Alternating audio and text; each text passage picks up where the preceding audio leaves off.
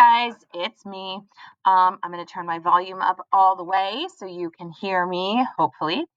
Today, we are going to be talking about the climax of your story.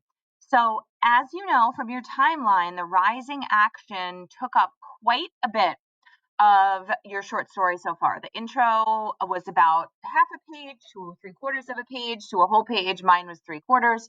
And oops, I gotta fix my hair. And then the rising action started.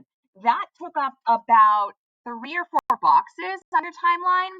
And some of the boxes were plot events, and some of the boxes were how your character feels kind of emotionally and sort of tracking what they want throughout the story and how they are feeling about the external conflict that just dropped on them. In my case, it's literally dropping on them. It's like the ashes and the dust from the volcano.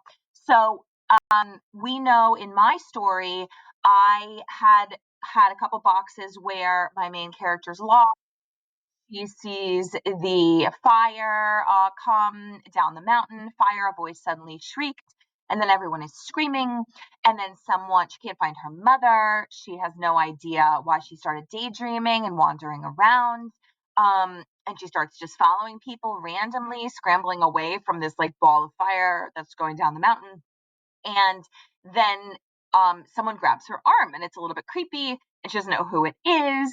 And then she realizes that as these people, these older people, pull her down the stairs, that she actually knows them.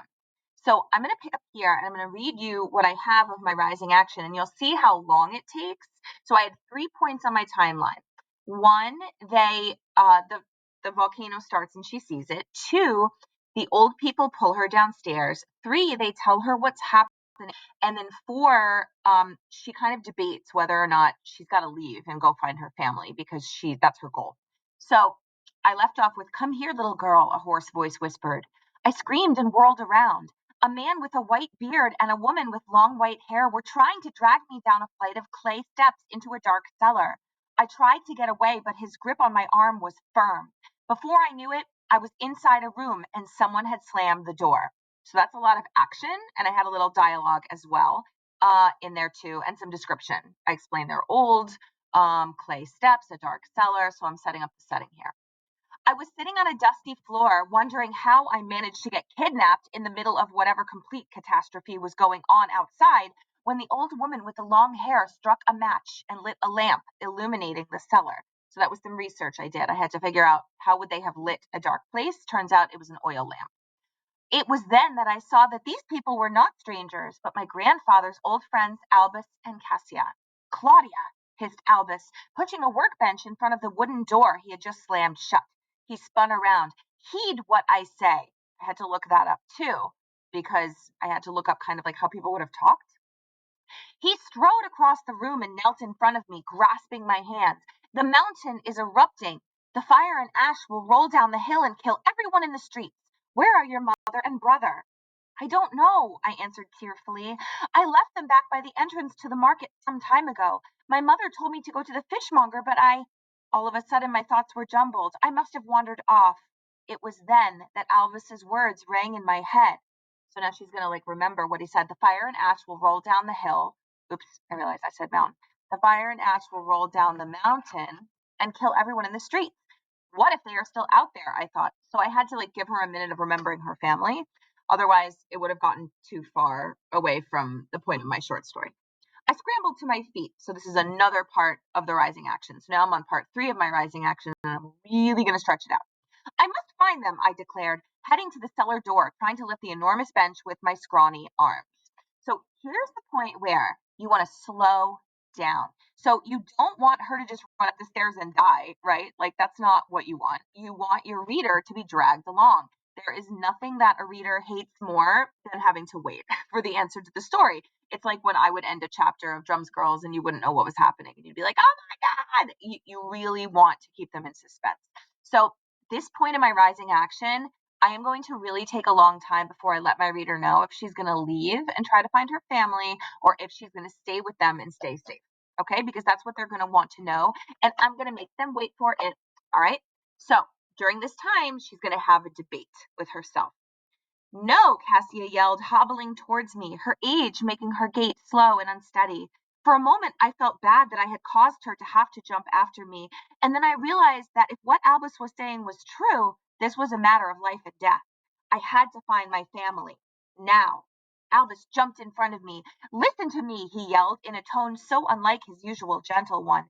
In 5 minutes, 10, we could all be dead. If you go out there, Claudia, you could be killed. As if to prove what he was saying true, the sounds of sudden screams from outside drifted underneath the doorway and filled my ears.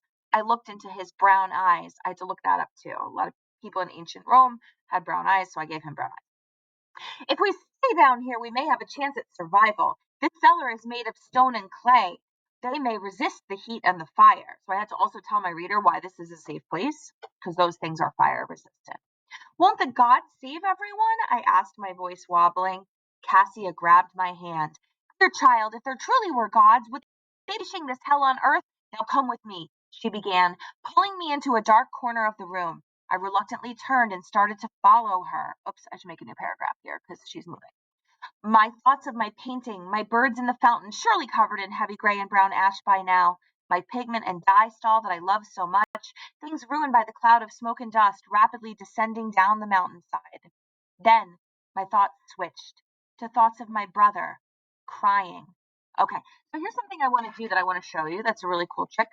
Um, is that to create suspense and sort of tension and drama for your reader, you can make lots of little tiny paragraphs in your writing, and that shows them that like one particular sentence is really impactful. So instead of being like, then thoughts of my brother crying, maybe hiding under a market stall, which kind of flows together.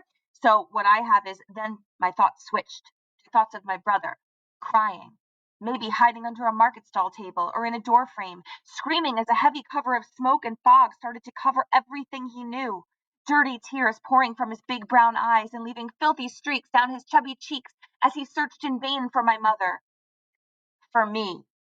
So now this is like another point where it makes her decision making a lot easier. These people she doesn't know or her family that she loves. So she's more convinced than ever.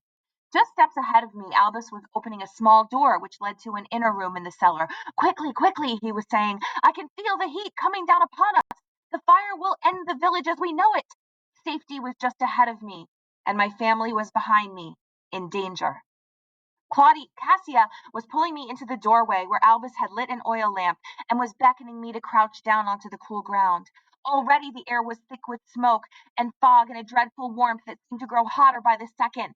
Screaming, just a din in the background until now, began to fill my ears. So I'm building tension for my reader because it's louder and hotter. And then there's safety right in front of her. I realized I was pulling back on Cassia's weathered, soft, elderly hand. I looked down at it and imagined the small, smooth hand of my mother, with her evenly shaped nails rough with dirt from our farm. That should say our farm. Oops, from our farm, but still beautiful and young. I didn't want to hold Cassia's hand anymore. I wanted my mother. Claudia? She asked, and by the dim light, I could see a questioning, panicked, but kindly look in her eyes.